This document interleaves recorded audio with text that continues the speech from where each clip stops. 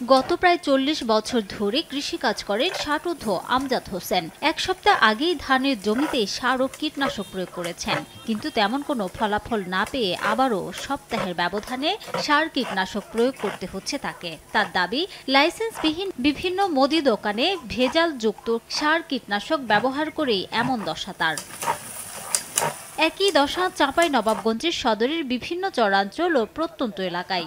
বিভিন্ন মুদিখানার দোকানে দীর্ঘদিন ধরে কোনো ধরনের অনুমোদন ও লাইসেন্স ছাড়াই খুচরা বিক্রি হচ্ছে সার কীটনাশক। কৃষকদের অভিযোগ, কৃষি বিভাগের উদাসীনতা ও তদারকির অভাবে এমন যত্রতত্র বিক্রি হচ্ছে নিম্নমানের সার কীটনাশক। এতে উৎপাদন খরচ বাড়ার পাশাপাশি ক্ষতিগ্রস্ত হচ্ছেন তারা। সার দিতে আসি বা বীজ দিতে আসি, বিষে কাজ করছে না। ধান ধরেন আপনার এই লাল পাতা দেখাইছে, মরিচের মতন পুড়িয়েছে। বীজ বলেন, সাহার বলেন, যে কোনো জিনিসই ওই মুদির দোকান থেকে নিয়ে আসে। কার লাইসেন্স আছে না আছে সেটা আমরা জানছি না, আমরা তো সরজ মানুষ।